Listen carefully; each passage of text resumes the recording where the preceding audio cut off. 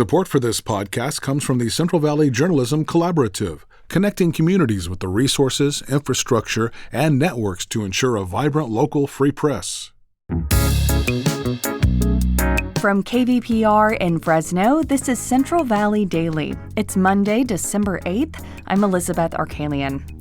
The owners of a network of nursing homes in California have faced allegations about mistreatment of elderly patients for years.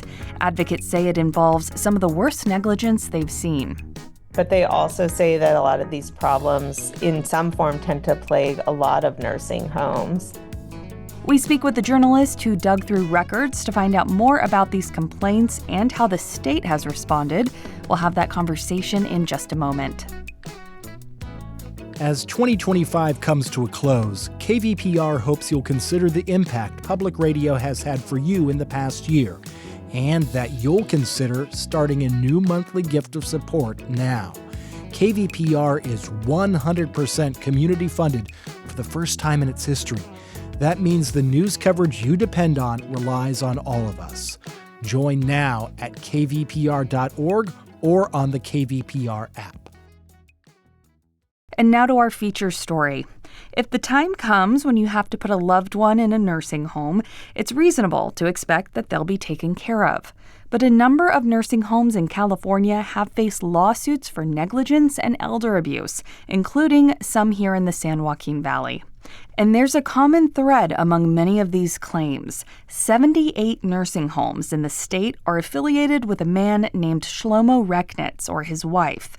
Multiple juries have confirmed abuse at these senior homes that resulted in payouts in the millions to families. Rechnitz has denied all allegations, according to court documents reviewed by our news partner, CalMatters. Jocelyn Wiener has covered the Rechnitz cases for CalMatters over the last several years, and today we are discussing her latest piece titled, "He Built a Nursing Home Empire Despite State Investigations." Now, lawsuits are piling up. Jocelyn starts our conversation by giving us a little more background on who Shlomo Rechnitz is. In 2014, Kamala Harris, who was the Attorney General at the time, attempted to prevent him from purchasing new homes, and she called him at the time a serial violator of rules within the skilled nursing industry, which his attorney referred to as defamatory. And in 2018, the state auditor's office found his companies had significantly higher rates of federal deficiencies and complaints compared to the rest of the state's nursing homes. In 2021, you also did some in-depth reporting on Rechnitz. Can you give us an overview of what you found then? Because you've been covering this person for some time. So in 2021, we did a series of stories documenting that the State Department of Public Health had allowed Rechnitz and his companies to operate 18 nursing homes while delaying a decision on granting them a license for many years. And in some of the homes, the state had kept the license applications in pending status for more than 7 years, but he was still operating them. And then in others, Rechnitz and his companies were allowed to continue operating 5 homes after the state denied licenses to them. Okay, so bringing us to today, you recently did some follow-up reporting on Rechnitz and activities at some of the locations he helps operate. So what made you want to do this follow-up now, and what did you find? After we did this story, the governor signed a law meant to address the issue, but in 2023, the state regulators granted Rechnitz's companies the licenses to operate the homes. So then, fast forward to this year, I started hearing about a variety of lawsuits related to the homes that had recently been granted licenses.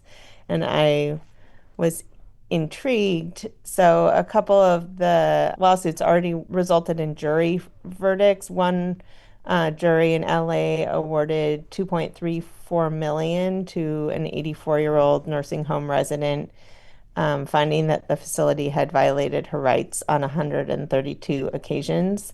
And then that was in February 2024. 6 months later, An Alameda County jury found another facility had violated the rights of a 71-year-old man more than 1,400 times, including 7 instances in which staff failed to transport him to chemotherapy appointments. And he ended up dying after the development of a large pressure sore. His family was awarded $7.6 million. And then there have been other cases referencing repeated rapes of dementia patients, excessive sedation leading to death, and just serious neglect and negligence. And I would note one of the interesting findings in this is that according to financial statements that Rechnitz and his wife submitted to court, they are worth at least $750 million. Wow. Okay. So those examples you gave are also in your report, and they're pretty eye-opening. I want to note that Rechnitz and his wife are listed among the owners at 78 different nursing home facilities in California, as you mentioned, and 6 of those are actually in our coverage area. That includes locations in Kern, Fresno, Kings, and Tulare counties. And as you mentioned, you reviewed several lawsuits. One of those was actually the case of Barbara Pendley. She was living at the North Point Healthcare and Wellness Center in Fresno, and she allegedly died after suffering severe dehydration. Can you tell us a little more about her case? Yeah, sure. Just from reading over the complaint, it says that she was a relatively healthy 78-year-old, and then in July of 2021, she suffered a stroke and fell.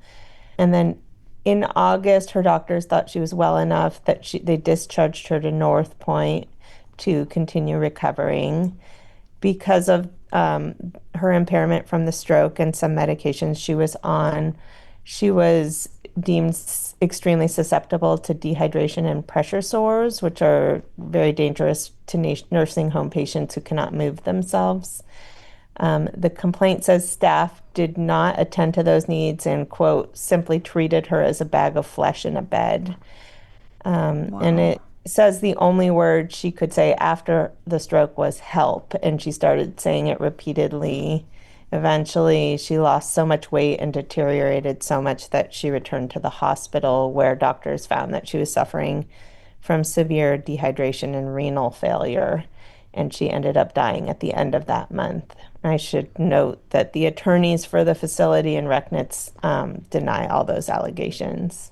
So that leads me to ask, are these types of alleged systemic problems mostly isolated to homes run by Rechnitz, or are these types of issues being seen at other nursing homes across California? A lot of the experts and advocates I've spoken with think that Rechnitz's facilities are some of the worst in the state, and he certainly has a reputation. But they also say that a lot of these problems in some form tend to plague a lot of nursing homes. That said, we did do an analysis of the state's data and found that his facilities tend to receive significantly more citations for facility reported incidents than the state average, and they get fined more often and more money and have lower star ratings. You know, I thought it was interesting that Rechnitz's lawyer said to you by email that his nursing homes are actually being targeted by abusive lawsuits. So what did you make of that? There is no doubt that I'm sure there are lawsuits out there that are frivolous, but I think the attorneys and advocates would argue that the facts of these cases speak for themselves, and at least 2 juries recently have clearly agreed. Yeah, he also noted that Rechnitz and his wife are passive owners who don't have control over operations. Is that right? So they do work with a management company owned by a man who has been Rechnitz's accountant.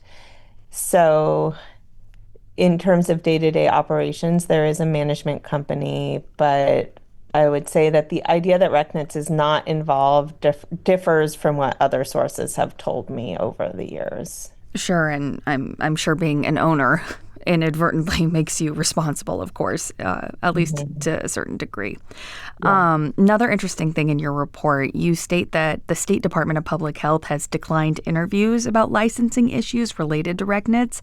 They also declined an interview for your most recent story. Did they say why? No, they did not. We've asked them repeatedly over the years to answer questions about this situation, and they do send responses, but only in email, never over the phone. And they won't say why.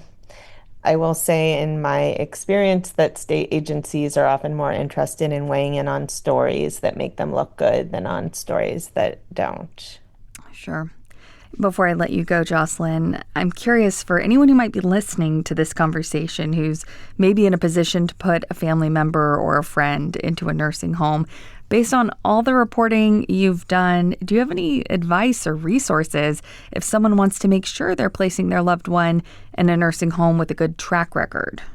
So if it were me, I would start by looking at Cal Health Find, which is on the CDPH website, and make sure you know what the facility's track record is. You can put in its name and find out if it's been fined, have there been serious violations, who owns it. I would want to know who owns it. And then I'd probably personally also scour online reviews and news articles and ideally talk to families who have had loved ones staying there or the people themselves. Jocelyn Wiener, health reporter with our news partner CalMatters. Thank you so much for taking the time to speak with us. Thanks for having me. And that is today's show. If you have feedback or a story idea, we would love to hear from you. Email podcast@kvpr.org. And if you like what you've been hearing, help us continue our momentum by leaving a 5-star rating in your podcast app, or even better, share the podcast with a friend. We really appreciate it. Today's episode was produced by Jonathan Linden, Crescencio Rodriguez Delgado, and KVPR, with support from the Central Valley Journalism Collaborative. I'm Elizabeth Arkalian. Find the latest local news anytime at kvpr.org.